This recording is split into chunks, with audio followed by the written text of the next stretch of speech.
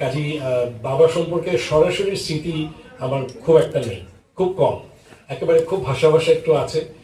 মনে পড়ে যে বিশেষ করে বাংলা বিভাগে, এবং এই কথাগুলো অনেক সময় বলি, আপনারা খুঁজলে অনেকে ইন্টারনেটে পাবেন বা ইউটিউবে পাবেন একই কথারই পুনরাবৃত্তি। তবু সামনাসামনি যেহেতু আছি, সরাসরি দু একটা কথা বলতে পারি। এটা বলে আমি শেষ করব। একটা হচ্ছে যে আমার মার যখন 40 বছর বয়স, সে সময় আমার জন্ম, 39 তখন ওর জন্ম, এবং শেষ সন্তান। কাজী সেই সময়, এবং আমার বাবার তখন খুব ব্যস্ত একটা সময় বিভিন্ন রকম ভাবে সাহিত্য চর্চা থেকে, এবং তার অল্প কয়েক বছর আগে তখনকার টেলিভিশন, যেটা ডিআইটি ভবনে, সেটির কাজ শুরু হয়েছে। টেলিভিশন নাটকেরও প্রথম নাটক মনির চৌধুরীর একতলা দোতলা। কাজী টেলিভিশন ভবন, বিশ্ববিদ্যালয়ে, ঢাকা বিশ্ববিদ্যালয় এবং বিভিন্ন জায়গায় বা বিভিন্ন দেশে যাতায়াতের মধ্যে আমার জন্মের পরও একটা বড় সময় সেই সময়গুলো ছিল। কিন্তু সে আমাকে যখন আমি যখন ছিলাম ছোট, তিনি আমাকে সাথে সাথে নিয়ে ঘুরতেন। এটা আমার খুব ভাষা ভাষা মনে পড়ে। ধরা যায় 70-এর দিকে বা 71-এর শুরুর দিকে হতে পারে, মার্চের আগে, যখন তিনি বাংলা বিভাগে যেতেন, আমাকে নিয়ে যেতেন, বা তার অফিসের পিয়নের কাঁধে চড়ে আমি যেতাম। বুঝতে পারছেন, ছোট শিশু আমি তখন। এবং আমার বাবা যখন ক্লাস নিচ্ছেন, আমি হয়তো তখন পাশে বসে আছি।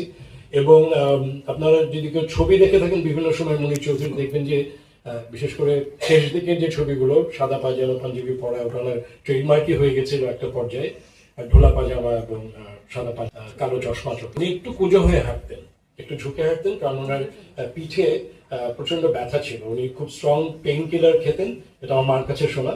কিন্তু তাতেও তার খুব একটা সেটাতে নিরাময় হতো না, বা এটার কোনো রকম ভাবে চিকিৎসা করানোর ব্যবস্থা তিনি করেননি। তিনি একটু পুজো হয়ে হাঁটতেন। এবং ঢাকা বিশ্ববিদ্যালয়ে মনির চৌধুরীকে দেখেছেন ওই সময় যারা, মানে আমি ছোট সেই সময়, তারা বলেছেন যে মনির চৌধুরী যখন একটু কুঁজো হয়ে হাঁটছেন, আমিও নাকি তখন ওনার পিছিয়ে পিছিয়ে ছোট শিশু একটু কুঁজো হয়ে তার পেটে পেটে পেছনে পেছনে হাঁটছি।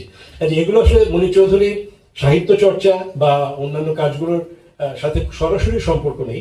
তবে এটুকু যদি আমরা মনে রাখি যে একটা মানুষ, তিনি মানুষ, তিনি মহামানব নন, যে কেউ, সেটা মনির চৌধুরীও নন। এবং সেক্ষেত্রে মানবিক যে দিকগুলো, তার মধ্যে ভালো মন্দ দিকগুলো থাকে, সেগুলো সবকিছু নিয়েই তিনি মনির চৌধুরী। তাকে হয়তো বহির্জগতের মানুষ একভাবে চেনেন, পারিবারিক মানুষ আরেকভাবে চেনেন।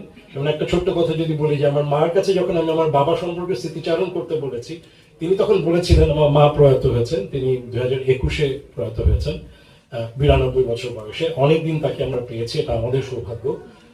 এবং তিনি তার স্মৃতিচারণ করেছেন বিভিন্ন সময়।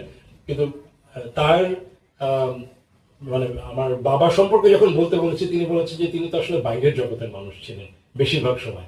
পারিবারিক পর্যায়ে হয়তো কিছুটা আমরা